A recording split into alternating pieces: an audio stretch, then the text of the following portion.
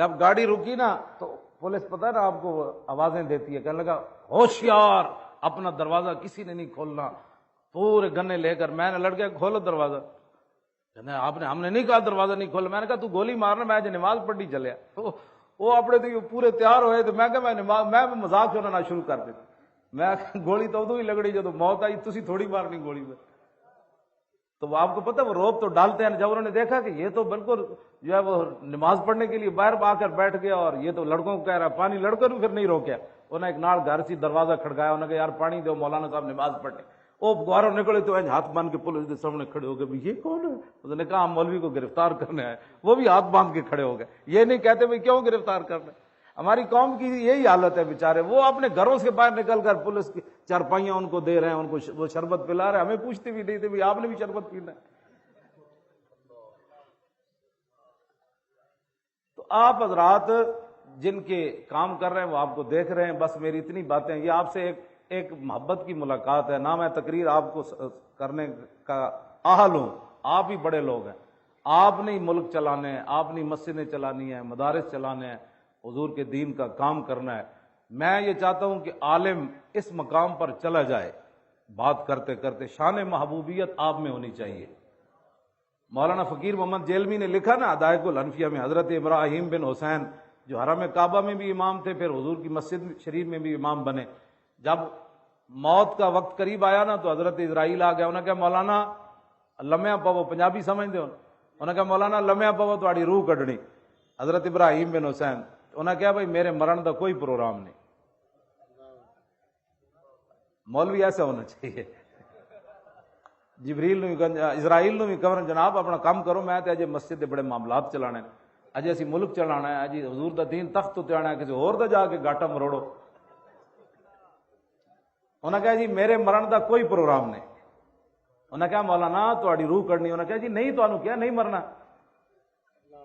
وہ چلے گئے، پھر حضور کی بارگاہ میں مولانا نے لکھا، ان کی قبر جیلم بڑے قبرستان میں جیلم پڑھتا رہا ہوں 4 سال، نہ 6 سال میں پڑھتا رہا ہوں، 74 سے لے کر 80 تک، تو وہ قبرستان سارا میں جانتا ہوں، گلی محلے بھی، وہاں مولانا کی قبر ہے فقیر محمد جیلمی صاحب کی۔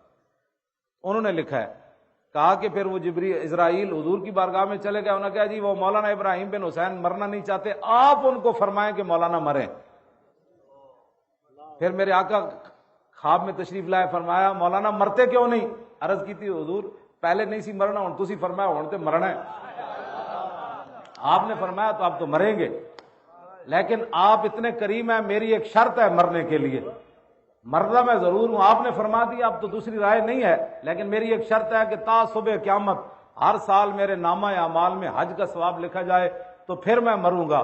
تو میرے آقا نے فرمایا کہ یہ ہماری ذمہ داری ہے، آپ مریں تو صحیح نہ کم۔ یہ آپ ان لوگوں کے وارث ہیں کہ جو اپنا مرنا بھی اپنی مرضی سے چاہتے ہیں۔ امام آپ ہی ہیں نا، یہ تو علیحدہ بات ہے نا، حالات بدل جائیں، لوگ ہمیں جو مرضی سمجھیں، لیکن ایک بات ضرور ہے کہ ہم جس مسلح پر کھڑے ہوتے ہیں، کبھی آپ نے اندازہ لگایا کہ میں کہاں کھڑا ہوں؟ واللہ، اور یہ اگر دل میں وہ پوری ہیبت آ جائے نا تو بندہ ویسے ہی اچھل کر مسجد کے چھت کے ساتھ لگ جائے کہ کہاں میں اور کہاں مسلح رسول۔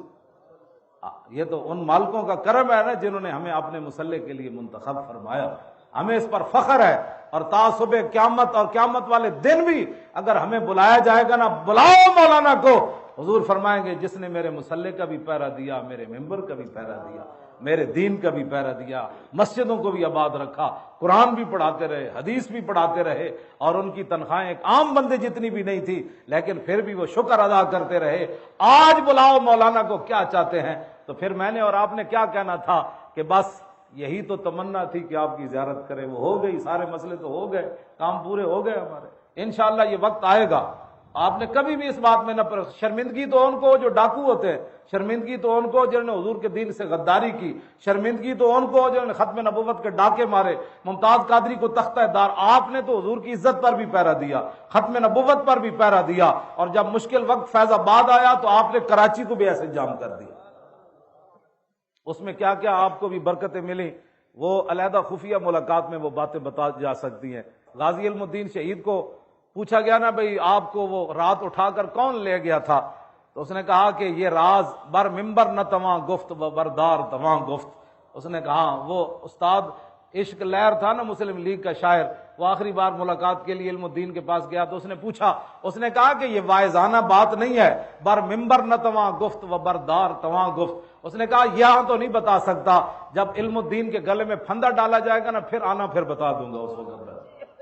حالانکہ وہ قرآن دیکھ کر بھی نہیں پڑھا ہوا تھا، اس کو فارسی شعر کہاں سے آ گیا. یہ شعر غازی علم الدین نے استاد عشق لہر کو سنایا تھا. تو انشاءاللہ آپ حضرات نے دین کا کام کرنا ہے. بس میں نے لمبی آپ سے گفتگو کر دی. آپ بھی بڑے جو ہے، آپ کو میں جانتا ہوں، میں خود امام ہوں اور مجھے اس پر فخر ہے میں امام ہوں، مجھے اس پر فخر ہے میں حافظ قرآن ہوں. میں مولوی تو عالم تو بڑے بڑے لوگ ہوتے ہیں نا، مجھے اس پر فخر ہے کہ میں حافظ قرآن ہوں. یہ کوئی شرمندگی والی بات ہے؟ اپنے مدرسوں کا نام لوگوں نے یونیورسٹیاں رکھنا شروع کر دیا. میں نے کہا یونیورسٹی ہوتا ہے، مدرسہ ہوتا ہے. اگر اپنے مدرسے کے نام پر بھی کسی کو اپنی شرمندگی ہے تو بتاؤ وہ لڑکوں کے اندر کیا خود اعتمادی پیدا کرے گا. یعنی آپ نے وہ نام کرا کہ آپ کہاں کے فارغ ہیں؟ میں فلاں یونیورسٹی کا. بھائی تو یہ کہتا کیوں نہیں ہے میں مدرسے کا فارغ ہوں؟ اتنی شرمندگی بندے کو نہیں ہونی چاہیے. واقعی ہم کہیں کہ میں عالم ہوں. اب دیکھیں نا، میں نے داڑھی کوئی چھوٹی کرائی ہے، پگڑی کا سائز میں نے کوئی بدلا ہے، میں نے کوئی آگے پیچھے گارڈ رکھے ہیں کہ اب چونکہ حضرت صاحب آ رہے ہیں تو تھوڑا پتہ چلے بھائی حضرت صاحب آ رہے ہیں. تو کچھ بھی نہیں، یہ ساری چیزیں ہیچ ہیں. حضور کی غلامی ایک عجیب و غریب چیز ہے، اس کا نشہ ہی بڑا عجیب ہے. ہاں جی، اس کا نشہ بڑا عجیب ہے. آپ تو روزانہ اس کے نشے جہاں لذت لیتے ہیں نا، تو یہ نشے والی چیز ہے. یہی ہمیں اس پر فخر ہے اور انشاءاللہ تا صبح قیامت ہماری نسلوں کو بھی اس پر فخر رہے گا کہ ہم امام ہیں اور ہمارے مسجدوں کو ہم نے آباد رکھا. قد افلح من یعالج المساجد ویقرأ القرآن قائما وساجدا قائما وقاعدا. حضرت عبداللہ بن رواحہ درباری شاعر جب مسجد قباء کے لیے پتھر لا رہے تھے نا تو اس وقت یہ شعر پڑھ رہے تھے، قد افلح من یعالج المساجد ویقرأ القرآن قائما وقاعدا، کہ وہ لوگ دنیا آخرت میں کامیاب ہو گئے جنہوں نے مسجدوں کو آباد رکھا. حضور کے سامنے یہ شعر پڑھ رہے تھے. اس کا معنی یہ حضور کی خاموشی حدیث ہے. تو فرمایا وَيَقْرَأُ الْقُرْآنَ قَائِمًا وَقَاعِدًا، جنہوں نے کھڑے کھڑے بھی قرآن پڑھا، جب بیٹھے تو پھر بھی قرآن کی تلاوت کو جاری رکھا. تو آپ ان خوش نصیبوں میں سے ہیں. اللہ تعالیٰ پاکستان کے حالات کو بہتر فرمائے. وہ آپ کے ذریعے بہتر ہوں گے انشاءاللہ، ڈاکو چوروں کے ذریعے نہیں ہوں گے. آپ کے جتنی دیر میں نے دیکھا نا آپ کو، آپ کے چہرے تو پہلے ہی پر نور تھے، اب میں دیکھ رہا ہوں کہ ان کے اندر مزید نور آ گیا ہے. نہیں ہماری برکت. ہاں جی، حقیقت ہے. مجھے آپ کو وہ ایسے جس طرح وہ پھوٹتا ہے نا نور، آپ کے چہروں سے ایسے نور پھوٹ رہا ہے. تو ظاہر ہے اللہ رسول کا ذکر جب کیا جائے تو اس میں برکت ہی برکت ہوتی ہے. اللہ تعالیٰ ہمیں اسی پر جو ہے قائم رکھے.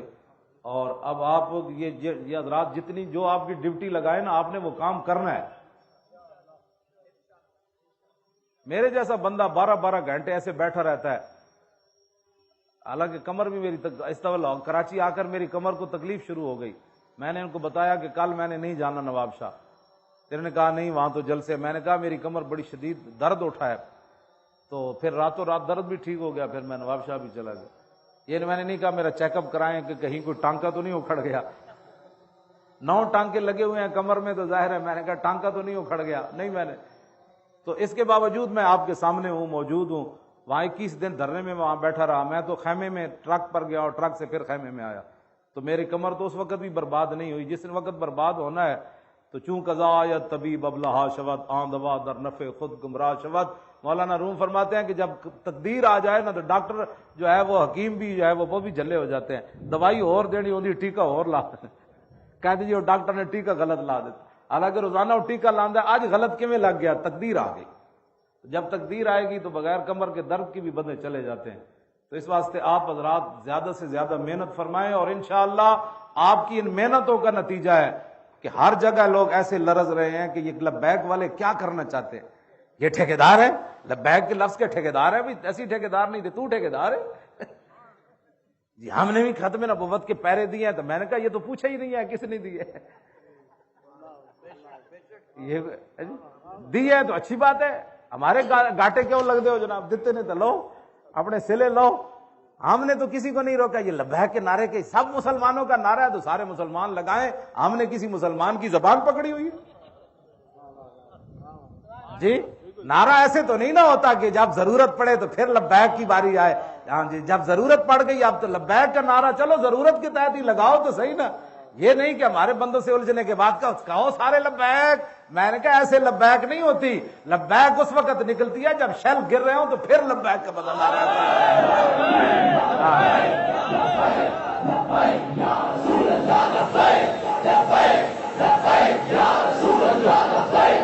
لبیک کا نعرہ اس وقت ہوتا ہے جب فیض آباد کے شہداء کی لاشیں لائی گئیں تو وہ لاشوں میں جنازہ پڑھانے کے لیے میری کرسی پیچھے پیچھے وہ آگے گئے تو ہمارے بچے اس وقت بھی لبیک کا نعرہ لگا رہے تھے. جب جنازہ پڑھ کے فارغ ہوئے تو اس وقت بھی لبیک کا نعرہ. اور جب میں کنٹینر کے اوپر چڑھ گیا تو وہ عرفان کا والد جو ہے اور اس کا ماموں دونوں کنٹینر کے اوپر آ گئے. وہ کہنے لگے ہم نے تو اپنے بیٹے کی لاش نہیں لے جانی, وہ نیچے پڑی ہوئی ہے.